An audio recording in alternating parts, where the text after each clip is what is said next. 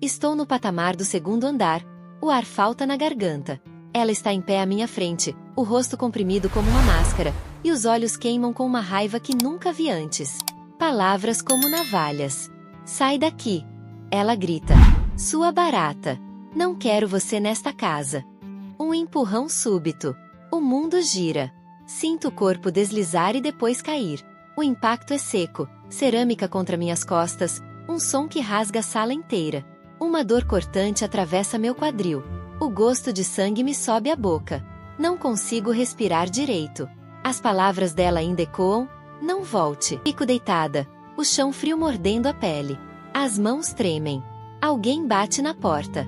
Passos corroem o corredor. Minha mãe fecha a cara como se tivesse resolvido um problema.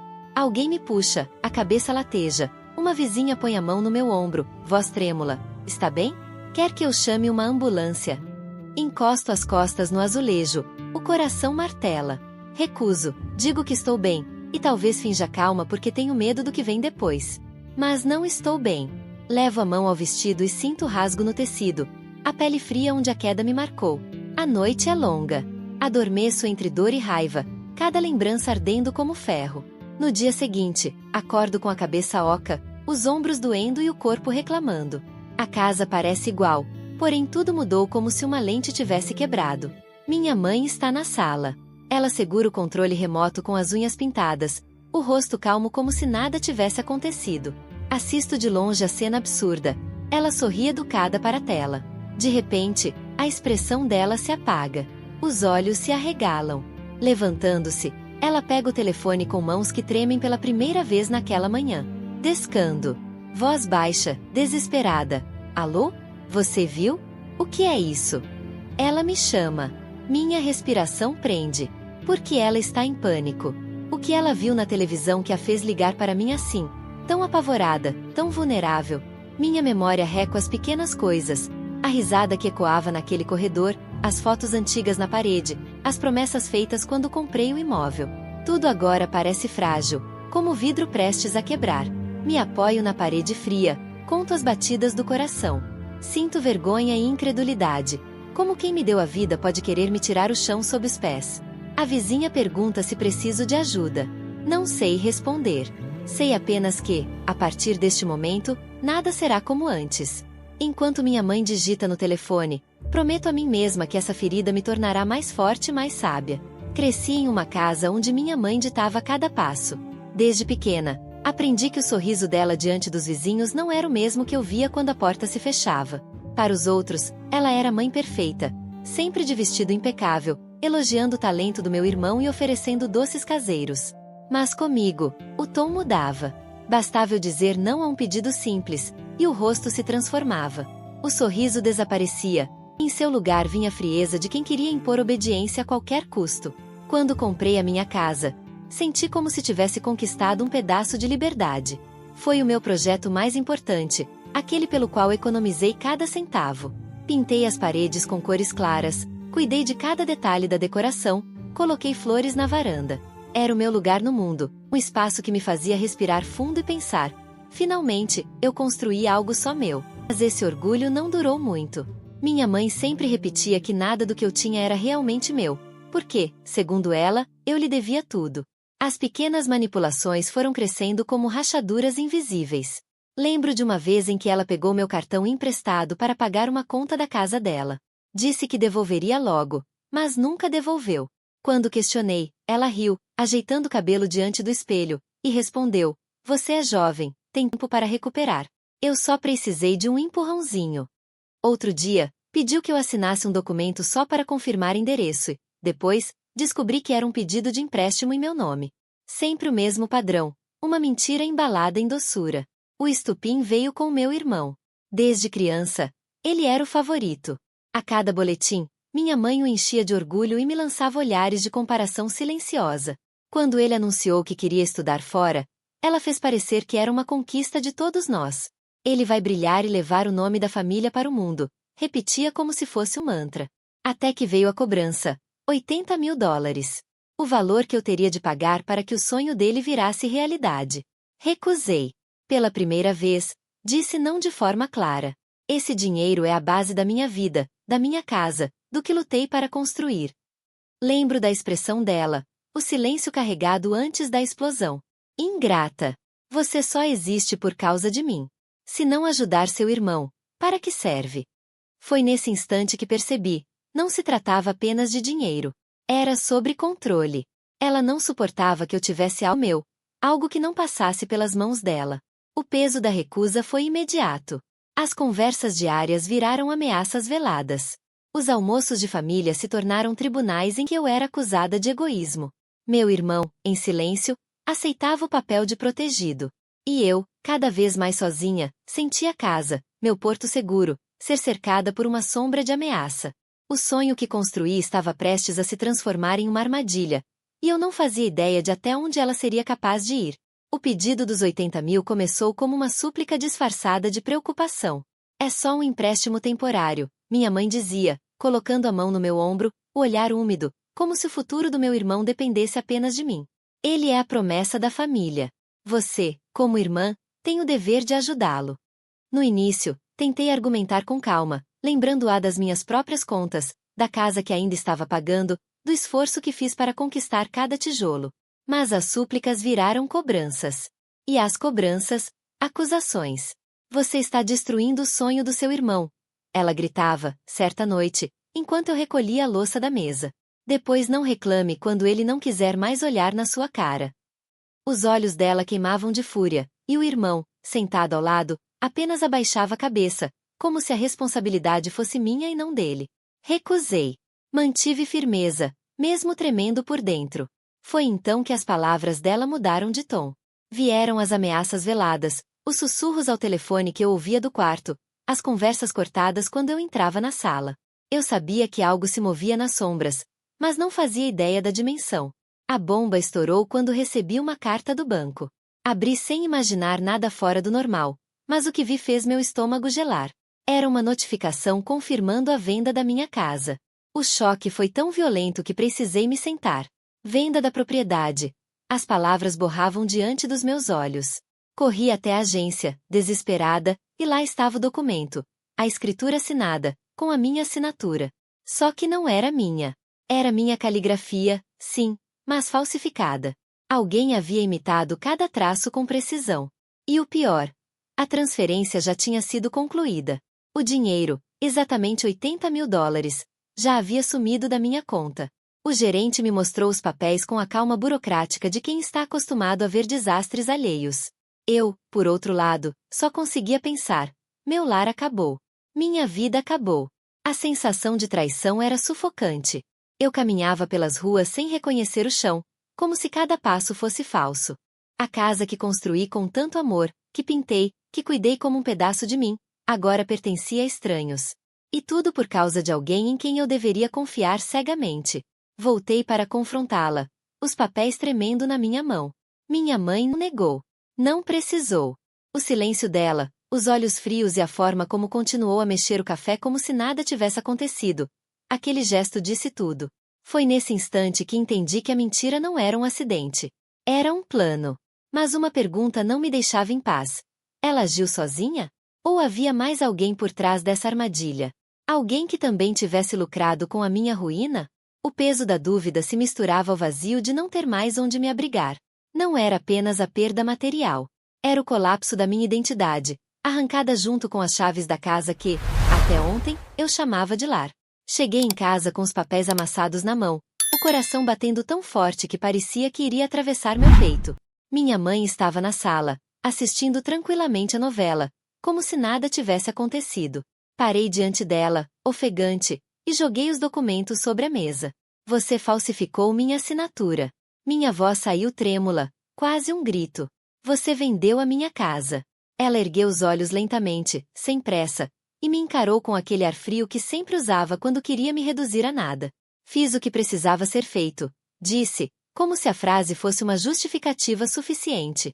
Você me roubou. Insisti, sentindo o calor da raiva subir pelo meu corpo. Você destruiu a minha vida, a minha segurança, o único lugar que eu podia chamar de meu. Ela bateu a xícara na mesa com força, fazendo o café respingar. Para de dramatizar. Você é egoísta. Seu irmão merece mais do que você jamais poderia oferecer. As palavras foram como facadas. Eu tremia, entre raiva e incredulidade. O tom da discussão aumentava, e percebi cortinas se mexendo nas casas vizinhas. Alguém nos observava. Você falsificou a minha assinatura. Isso é crime. Eu posso chamar a polícia, disse, tentando recuperar o controle da situação. Os olhos dela faiscaram de ódio. Levantou-se de repente, ficando a poucos centímetros do meu rosto. Eu podia sentir o cheiro do perfume misturado com o calor da respiração furiosa. Você não vai estragar os planos da família. Cuspiu as palavras, cada sílaba carregada de veneno. Se não aceita, então some da minha frente. O grito ecoou pela sala. Antes que eu pudesse reagir, senti as mãos dela empurrando meu peito com uma força inesperada. Meu corpo perdeu o equilíbrio. Foi tudo muito rápido.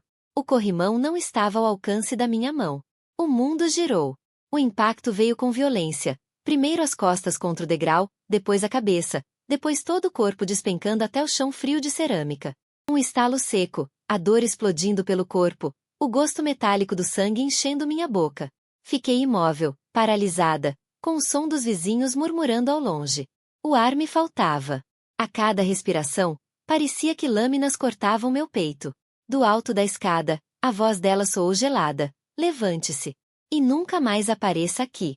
A indiferença dela doeu mais do que a queda. As portas das casas vizinhas se abriram.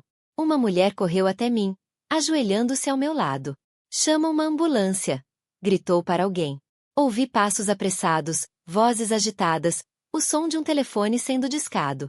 Minha visão turvava, mas consegui ver minha mãe ainda parada lá em cima, os braços cruzados, observando como se nada daquilo fosse problema dela. Nenhum arrependimento, nenhum gesto de ajuda. Apenas frieza. Enquanto o sangue escorria pelo canto da minha boca e as sirenes ao longe se aproximavam, uma mistura de raiva e desespero me consumia. Não era apenas o corpo quebrado que doía. Era a certeza de que, para ela, eu nunca passará de um obstáculo a ser eliminado. Naquele instante, no chão frio e cercada por estranhos que tentavam me salvar, senti o que era ser traída não por um inimigo, mas pela própria mãe. Acordei no hospital com o braço engessado, costelas doloridas e um corte profundo na testa. O médico dizia que eu tive sorte de não ter fraturado a coluna. Sorte. Era assim que chamavam sobreviver a ser empurrada da escada pela própria mãe. Doía respirar, mas doía ainda mais pensar no que me esperava fora dali. Logo os policiais apareceram ao lado do meu leito, tomando notas, perguntando como eu tinha caído. Minha vizinha já havia contado sua versão. Tinha ouvido a discussão, visto minha mãe gritar, e logo depois me encontrado caída no chão. Quando perguntei se ela confirmou o empurrão, o policial desviou o olhar. Ela disse que só ouviu barulho e encontrou você já caída. Sem testemunha direta, tudo se tornava palavra. Ainda assim, registrei a ocorrência. Preencheram relatórios, tiraram fotos dos hematomas, prometeram investigar. Mas, no fundo, eu sabia. Minha mãe tinha amigos influentes na vizinhança, pessoas que a viam como uma senhora respeitável, sempre sorridente nas reuniões da igreja. Quem acreditaria em mim? A parte legal foi ainda mais cruel. Meus advogados confirmaram que provar a falsificação da assinatura não seria simples. A perícia pode demorar meses, talvez anos, disseram. Enquanto isso, a casa já estava em nome de terceiros. O comprador afirmava ter agido de boa fé. Ele não tem culpa se sua mãe forjou sua assinatura, explicou o advogado. Isso significava que reaver minha casa seria quase impossível. E havia mais. Descobri que parte do dinheiro da venda já havia sido transferida para a conta que custeava os estudos do meu irmão no exterior. O rastro dos 80 mil estava lá, documentado, mas a justiça parecia lenta demais para acompanhar o ritmo da traição. As noites eram piores. Deitada no quarto do hospital, eu oscilava entre raiva e vazio. Uma parte de mim queria denunciar minha mãe em rede nacional, expor cada detalhe, fazer com que todos vissem quem ela realmente era. Outra parte ainda buscava nela uma sombra de amor. Afinal, era minha mãe. A mulher que me embalou quando criança, que me ensinou a dar os primeiros passos. Como conciliar essa lembrança com a imagem da mesma pessoa me empurrando escada abaixo? Minha família se dividiu. Alguns tios se afastaram, dizendo que eu estava inventando histórias. Outros me ligaram em segredo, admitindo que sempre desconfiaram das manipulações dela, mas não tinham coragem de enfrentá-la. A pressão aumentava a cada dia. Credores começaram a aparecer, cobrando valores que eu nunca tinha autorizado. Descobri que meu nome estava sendo usado em empréstimos paralelos, todos conectados àquela falsificação inicial. No meio desse caos, precisei tomar uma decisão. Continuar lutando em silêncio, tentando resolver tudo por vias legais, lentas, caras e incertas. Ou abrir a ferida publicamente, contar ao mundo o que estava acontecendo e arriscar não só a minha imagem, mas também a de toda a família. Foi aí que lembrei do olhar dela quando ligou a TV, naquela manhã depois do acidente. O olhar que se transformou em pânico. Algo estava para vir à tona, e eu sentia que não seria preciso escolher entre silêncio ou exposição. A verdade já estava se aproximando, e quando chegasse, ninguém conseguiria segurá-la. As noites se tornaram longas demais. Eu me via diante de pilhas de papéis, pastas espalhadas pela mesa e uma xícara de café sempre fria. A cada linha de extrato bancário que revisava, mais pesada ficava a respiração. Era como se cada número ali fosse uma cicatriz aberta, lembrando-me de tudo que perdi. Mas não podia desistir. Se minha mãe achava que eu ia aceitar calada, estava enganada. Comecei pelo básico. Segui as transferências. 8 depósitos, em valores fracionados, enviados diretamente para a conta do meu irmão no exterior. Em todos os comprovantes aparecia meu nome como autorizadora. A dor era dupla: perder meu dinheiro e ainda carregar a marca de ter aceitado financiar algo que me foi arrancado à força. Foi nesse ponto que decidi procurar em grafoscopia. Entreguei a ele cópias do contrato de venda da casa e das assinaturas do meu dia. Ele demorou algumas semanas, mas quando me chamou de volta, senti que algo importante estava prestes a acontecer.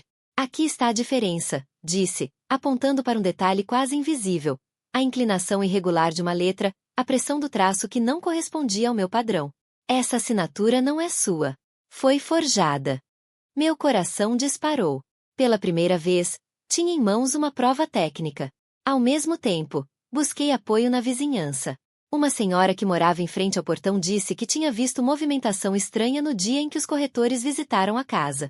Ela descreveu minha mãe recebendo os compradores sozinha, sem nunca mencionar minha presença. Uma informação simples, mas que reforçava o cenário de fraude. E então veio o maior achado. Um vizinho comentou casualmente sobre as câmeras de segurança que apontavam para a rua. Corri até ele e pedi acesso. Passamos horas assistindo gravações, até que encontramos imagens da noite em que levei a queda. Não mostravam o empurrão diretamente, a câmera não alcançava a escada, mas registravam claramente o momento em que minha mãe saiu da casa logo depois, ajeitando o cabelo, enquanto eu permanecia imóvel no chão até que a vizinha se aproximasse correndo. Não era prova definitiva, mas era mais um fragmento para compor o quadro. Cada pequena vitória vinha acompanhada de uma sombra de medo. Eu sabia que minha mãe não ficaria quieta se descobrisse que eu estava montando um dossiê contra ela. Dormia pouco, sempre atenta a qualquer barulho no portão. Mas junto ao medo crescia uma chama. A certeza de que estava perto de algo maior. Um primo distante, ao saber da situação, me enviou discretamente uma cópia de uma mensagem de grupo da família onde minha mãe se vangloriava. Ela nunca vai conseguir provar nada. Tudo está no meu nome agora. Ler aquelas palavras foi doloroso, mas também me deu combustível.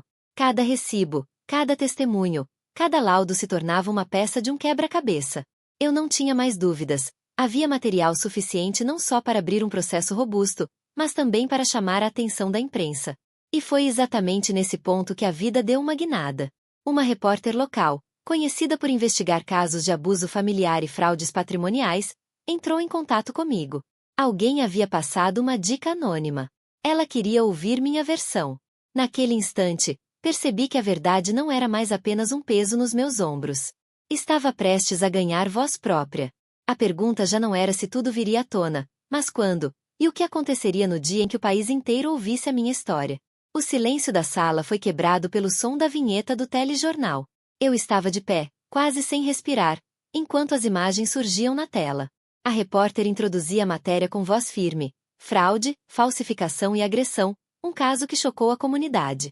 Hoje, trazemos à luz a história de uma jovem cuja própria mãe forjou documentos para vender sua casa e ainda tentou silenciá-la com violência. Meu coração batia em disparada. Lá estava eu, na entrevista gravada alguns dias antes, contando como descobri os depósitos, o laudo pericial, os vizinhos que testemunharam. Os documentos apareciam na tela, ampliados, com a assinatura forjada circulada em vermelho. Até as imagens da câmera de segurança foram exibidas, Minha mãe saindo da casa com calma, ajeitando os cabelos, enquanto eu permanecia caída no chão. Do outro lado da cidade, minha mãe assistia a mesma cena. Mais tarde, vizinhos contariam que ela empalideceu de repente, largou o controle remoto e deixou escapar um grito abafado. O telefone tocou na minha mesa segundos depois. Era ela.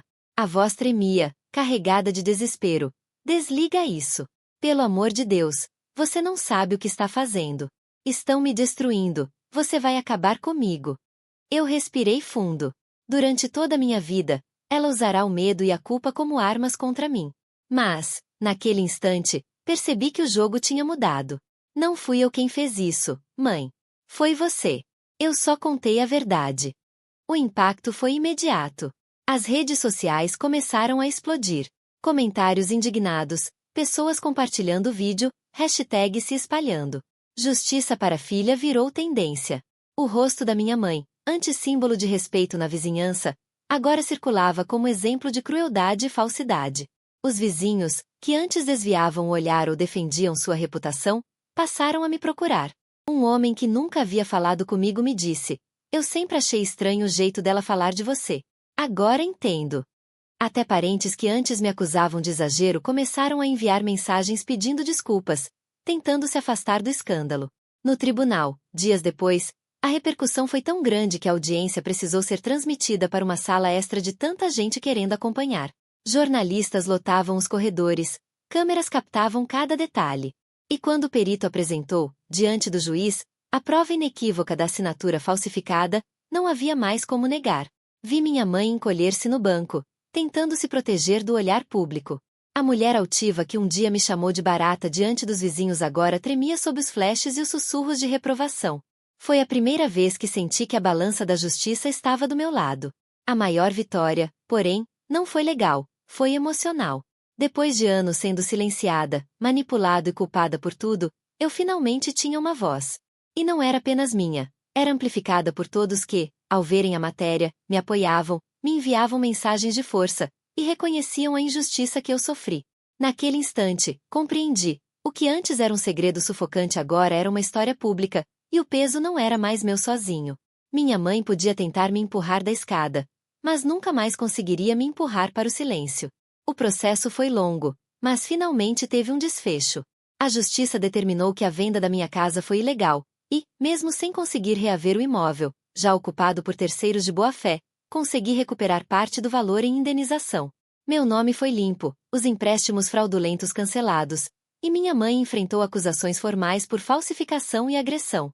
Ela perdeu o status que tanto prezava, e comigo perdeu também o direito de decidir qualquer coisa sobre a minha vida. Com a indenização, comprei um novo lar. Menor, mais simples, mas inteiramente meu, sem a sombra de manipulações ou mentiras. Fiz terapia, reconstruí minha confiança e aprendi a impor limites claros com a família. Alguns parentes se afastaram de vez, e isso deixou de ser uma ferida, tornou-se libertação. Descobri que laços verdadeiros não nascem de sangue, mas de respeito. Hoje, olho para trás sem o peso da raiva. O que aconteceu me deixou cicatrizes, mas também me deu força. A casa que perdi se tornou símbolo de algo maior. Ninguém pode roubar a minha dignidade.